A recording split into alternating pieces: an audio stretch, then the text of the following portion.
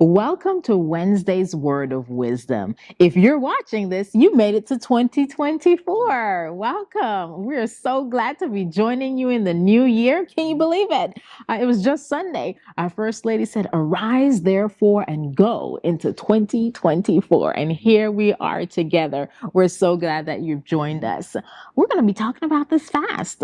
Many churches around the globe are doing a 21-day fast, and we've been talking about some things preparing and leading up to it.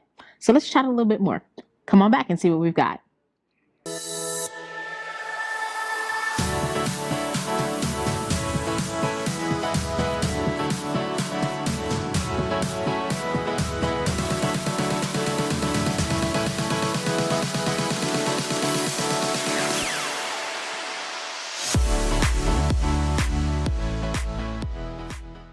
And we're back. So we're going to be talking about the power to fast.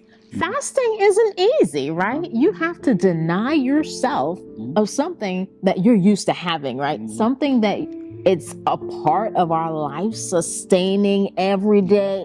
You know, it's not like, okay, chocolate, right? You know, we can do without chocolate, but food, meat. So we're talking about the power to fast. And, you know, not many of us run a marathon. Have you ever ran a marathon? Do I look like I've ran a marathon? No. Even in my younger days when I was skinny, I never did that. But now think about this. How many of you have even tried to fast before? Well, many of us have. And many of us, normally after that first week where we're normally struggling not to eat any meat or struggling to stay on the course. Right. Because a lot of times I believe we try it on our own. We try to do it as like, oh yeah, I can do this. It's about the food. I can eat this food. I can eat this food. Right. We even make provisions to make stuff look like meat or taste like meat. So it's like, oh, I'm getting meat in my diet. Right. But that is us being human. We're relying on our own self to try to get through a fast that is supposed to be focusing away from ourselves onto God. So how do we do that? So I think kind of like a marathon, right? You don't just wake up one day and say, you know what, I am going to run 26.2 miles, right? Just the thought about it, you see that? But it's something that you have to prepare and practice as you're going into it, right? You take that steps. And I think first of all, as David was touching on, is that it's not in your own strength. It is as I am preparing to take this discipline of my spiritual body, right, that I need to go to God first, the one who instills this in us. And I think that's that first step, is saying, okay, God, I see that this is coming up, and Lord, I need your help because the flesh is weak, right?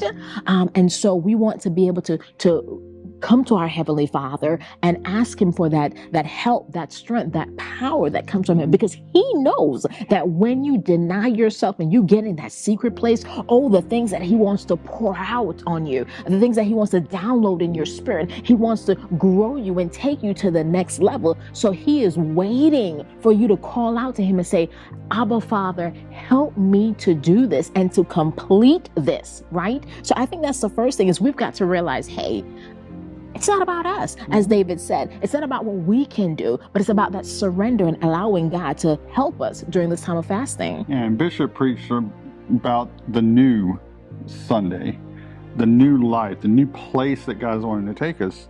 So if we are actually really focused on our fast, if we're really focused on God during this fast, like we're supposed to be, we say we're doing, we should be praying more, because we're going to get hungry. Yeah. And that hunger physically should make us pray and seek God spiritually.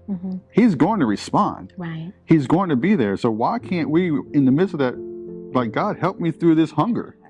This hunger is real. He knows that. He went through a 40-day fast here on earth. So He knows the feeling that we have. Right. So we need to rely on the strength that we're claiming that we're seeking. Yeah. So let us do that. Let it be a focus of ours in those times of hunger, when those pains are coming, when that resolve in our flesh is starting to wane. Let us use that even more so than ever before this year. Because in order for God to do a new thing, the old has got to die. Right. He can't do something new if we're still holding on to that. So even in that, let's put it to die. Absolutely. And, you know, I keep thinking of that analogy of a runner whose goal is to run a 26.2 miles, is that preparation. We can't stress enough, you know, being prepared physically, mentally, emotionally, to do this fast, as well as being able to know what the reward and the benefit is going to be. And, you know, I definitely encourage you, even if you have to start small, I think it's that heart condition when we decide that, hey, I want to do this. I want to surrender this to the Lord. I need the Lord's strength and I need the Lord's power, and I'm going to do this. And as David said, that these 21 days should look different than the rest of the year, right? These 21 days should somehow be just that different than any other days that are going to come, right? And so it starts with preparation. It starts with mentally, it starts with spiritually preparing, and it starts with a commitment that I know what my reward is going to be. I know I'm going to get deeper. I'm going to grow stronger. You know, if you're in the gym, you're in the gym, not because you know it's painful, you know, because you want that muscles, or you want that body, or you want that 26 miles to be accomplished. So definitely encourage you as we're in this. It's not too late to jump in, but definitely surrender to the Lord and listen as he is saying, come, my child, I want to take you deeper.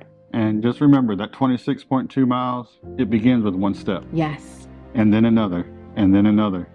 We might not be able to get there the first time.